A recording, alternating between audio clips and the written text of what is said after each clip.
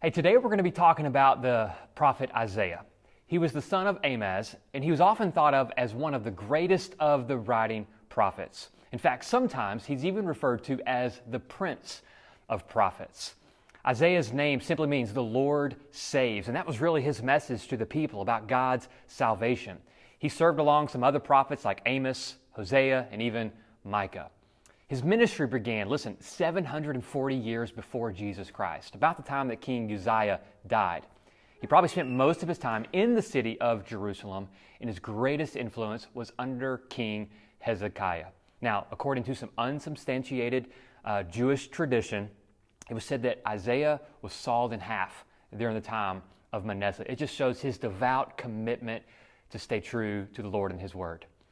Isaiah was filled with some pretty amazing passages, some pretty amazing prophecies. One of my favorites is in Isaiah chapter 6, when he is given a special glimpse into the glorious throne room of heaven.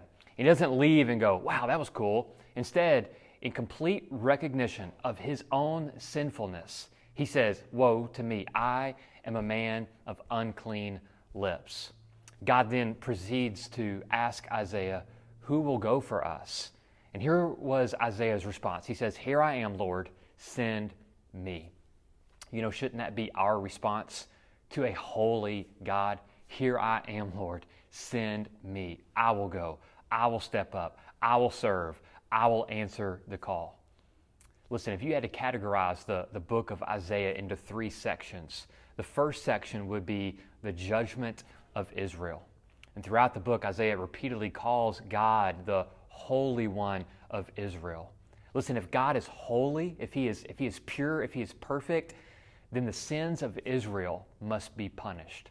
The sins of idolatry and the sins of pride, they had to be held accountable. The second section of Isaiah really kind of deals with God's redemption plan for Israel. Yes, God judges Israel, but it also compels Him to redeem His people. He wanted to make a way for them to be restored in right relationship with Him. And there's all kinds of beautiful prophecies about the coming Messiah. And the last section of Isaiah really is kind of the future plan for Israel. You see, Jesus' death and resurrection isn't where the story ends. There is a time when Jesus is coming back. And this time He will rule and reign, the Bible says, for a period of 1,000 years. We call that the millennial reign of Christ. Isaiah reveals to us a God who is perfectly just. He has an incredible redemption plan, and He is coming back again. Hey, enjoy your conversation today about Isaiah.